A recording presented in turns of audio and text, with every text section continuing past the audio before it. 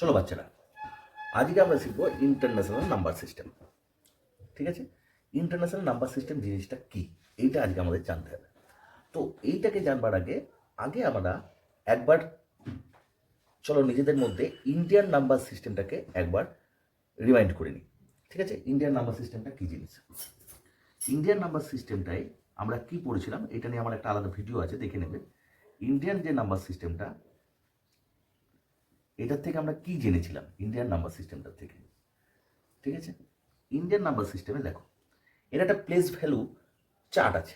এই place value চার্টটাকে আজকে আমাদের আরেকবার স্মরণ করতে হবে। কেন ইন্ডিয়ান নাম্বার সিস্টেমটাকে আজকে আমাকে আরেকবার স্মরণ করতে হচ্ছে, এইটার সঙ্গে এটাকে কম্পেয়ার না করলে ঠিক করে বুঝতে পারবে না, সেই জন্য এটাকে আরেকবার স্মরণ করতে হচ্ছে। ঠিক আছে, এই প্লেস ভ্যালু চার্টটা আজকে আমরা লিখি। চলো আরেকবার দেখো কি লিখছি। প্লেস ভ্যালু চার্টটা নিশ্চয়ই তোমাদের মনে আছে, O T H TH TH lakh, 10 lakh, crore, 10 crore. এইটা ছিল আমাদের ইন্ডিয়ান নাম্বার সিস্টেমের প্লেস ভ্যালু চার্ট। এই প্লেস ভ্যালু চার্টটাকে তোমাদের এটাও নিশ্চয়ই মনে আছে, এটাকে আমরা কতগুলো পিরিয়ডে ভাগ করেছিলাম।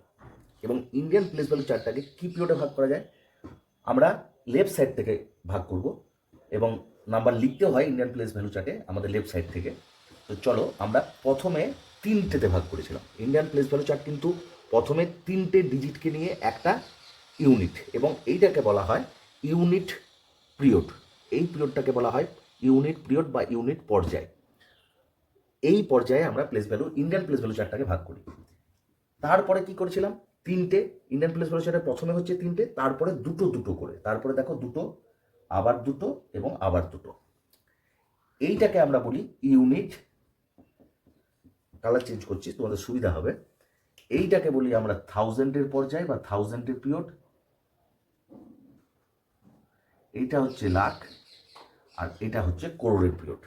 এই চারটেতে আমরা ভাগ করেছিলাম। ঠিক আছে, এইটা হচ্ছে ইন্ডিয়ান নাম্বার সিস্টেম।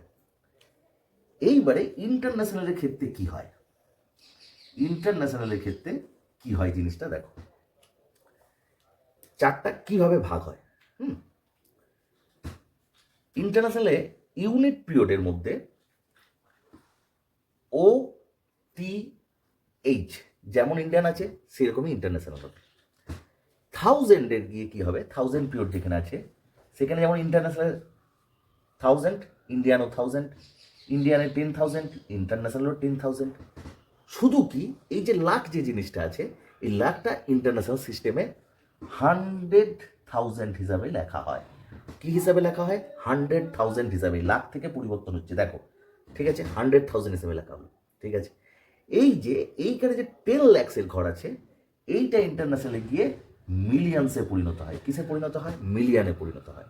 আর করোড়ের যে ঘরটা আছে এইটা আমাদের 10 মিলিয়নে পরিণত হয়।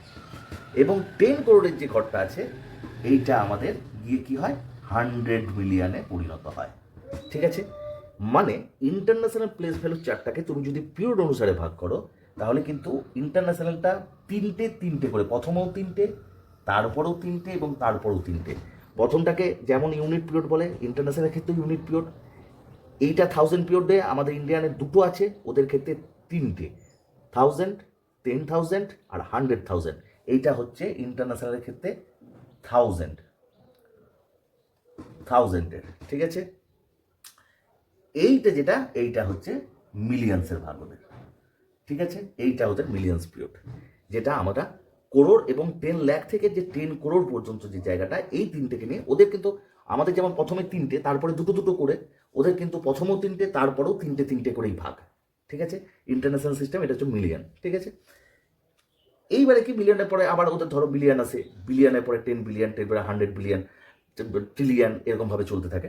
তো সেইটা না, ব্যাপারটা হচ্ছে এই পর্যন্তই আমাদের জানার, এবং এই পর্যন্তই আমরা জানবো।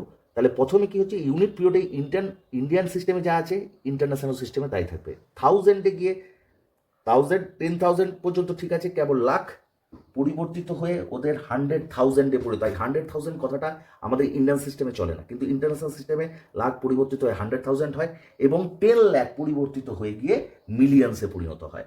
আর করোড় 10 মিলিয়ন এবং 10 করোড় 100 মিলিয়নে পরিণত হয়। ঠিক আছে, এইবারে দেখো একটা দুটো উদাহরণ নিই, তাহলে কি বলতো আমাদের জিনিসটা মনে রাখতে এবং শিখতে দুটো ক্ষেত্রেই সুবিধা হবে। একটা নাম্বার দিই তাহলে তার জন্য। নাম্বারটা কি? 1 2 3 4 5 6 8 9।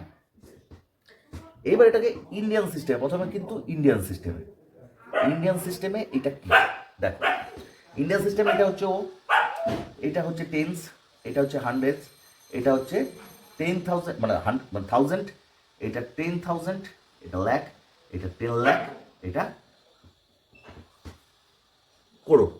ওকে, এই পর্যন্ত। মানে কমা যদি দিতে যাও তাহলে প্রথমে 3টের পরে একটা, তারপরে দুটো, তারপরে দুটোর পরে এইটা। ঠিক আছে, মানে ইন্ডিয়ান সিস্টেমে এটা হয়ে গেল 1,23,45,689। এইটা হচ্ছে ইন্ডিয়ান সিস্টেমে এইটা হলো।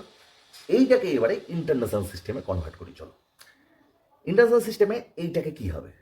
তো ও টি এইচ এই পর্যন্ত ইন্টারন্যাশনাল সিস্টেম। এবার যেটা আমরা করছি সেটা ইন্টারন্যাশনাল। হ্যাঁ, এটা একটু ভালো করে দেখো।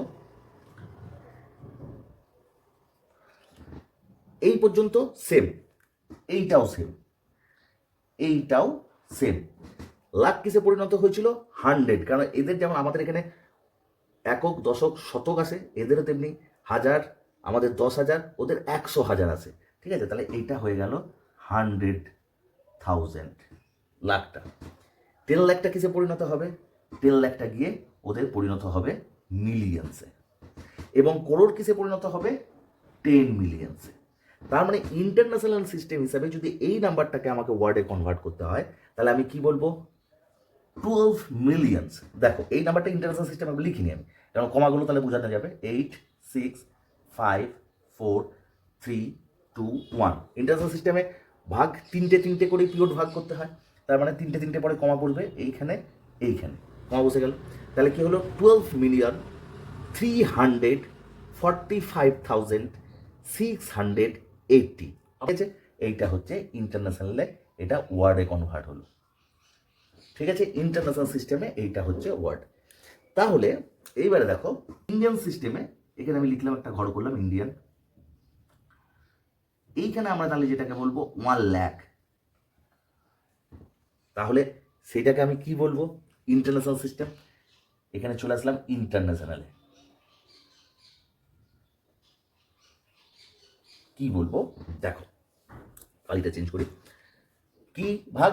ও T H TH TTH H TH. ঠিক আছে, লাখ, মানে এবার ল্যাখটা আমাদের এতে পড়ে ধরলো। তারপরে কি আছে? Millions and 10 millions. এবার 100 লাখ। ঠিক আছে, ইন্ডিয়ান সিস্টেমে 100 লাখ মানে কি? একক, দশক, শতক, হাজার, অযুত, লক্ষ। হলো? তাহলে এইটা ইন্টারন্যাশনাল সিস্টেমে কি থাকলো বলো? তিনটে করে কমা দিলে তোমাদের বলতে সুবিধা। তিনটের পরে কমা, তাহলে কি হলো? 100,000। 100,000, কারণ এটা 1000-এর ঘর। আর তারপরে বাস 100,000কেই আমরা বলছি ইন্টারন্যাশনাল মানে ইন্ডিয়ান সিস্টেমে 1 লাখ। আচ্ছা, আরেকটা দেখি 10 লাখ। 10 লাখ, চলো 10 লাখটাকে আমরা কিভাবে লিখবো? একক, দশক, শতক, হাজার, অযুত, লক্ষ, নিযুত। নিযুত পর্যন্ত আমাদের এইটা হচ্ছে প্রথমে তিনটে, তারপরেও তিনটে। এটা ইন্টারন্যাশনাল সিস্টেমের নিয়ম। একটা কার ঘরের তলায় বসলো? মিলিয়ন্সের তলায় বসলো। তাহলে কি হলো? 1 মিলিয়ন। মানে এইটাকে আমরা বলতে পারি 1 মিলিয়ন। আর এটাকে কি বলি? 100,000। 100,000। ঠিক আছে, দেখো এটা কিন্তু ইন্ডিয়ান সিস্টেমে 10 লাখ। পরিবর্তনটা কিভাবে হচ্ছে? পরিবর্তনে এটা ইন্ডিয়ান সিস্টেমে হলে কি হতো? এটা 10 লাখের জায়গায় বসতো, কিন্তু এখানে কি হয়েছে? ইন্টারন্যাশনাল সিস্টেমে মিলিয়ন্সের ঘরে চলে গেছে। আবার একটা দেখো, ধরো 1 করোড়।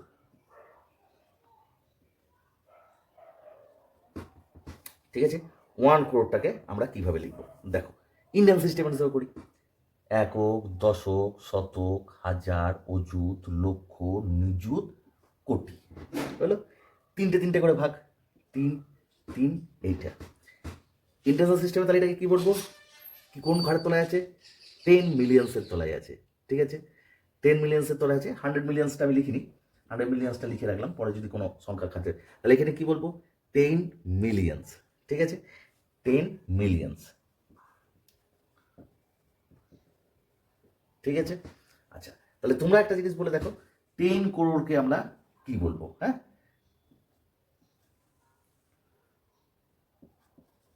10 করোড়কে আমরা কি বলবো? বানানটা উপরেরটা ভুল হয়েছে, করবো মানুষটা। 10 করোড়কে আমরা কি বলবো? এইটা কিন্তু আমি তোমাদের কাছে কমেন্টের মাধ্যমে জানতে চাই, কমেন্ট করে আমাকে জানাবে। হ্যাঁ, যে 10 করোড়কে আমরা কি বলতে পারি, ঠিক আছে? আচ্ছা, এই ও টি এইচ এই পর্যন্ত দুজনেরই সমান, ও টি এইচ, তারপরে আছে টিএইচ, টিএইচ, ঠিক আছে? তারপরে লাখ ঢুকে যাচ্ছে, কিন্তু এইটার ক্ষেত্রে টিএইচ, টিএইচ এবং 100 টিএইচ, এইটা হচ্ছে ইন্টারন্যাশনাল। এরপরে কি আছে? 10 লাখ, 10 লাখের পরে কি আছে? করোড় এবং 10 করোড়। এই ক্ষেত্রে এদের কি ঢোকে? মিলিয়ন ঢোকে, 10 মিলিয়ন ঢোকে এবং 100 মিলিয়ন ঢোকে। এইটাই হচ্ছে ইন্ডিয়ান অ্যান্ড ইন্টারন্যাশনাল,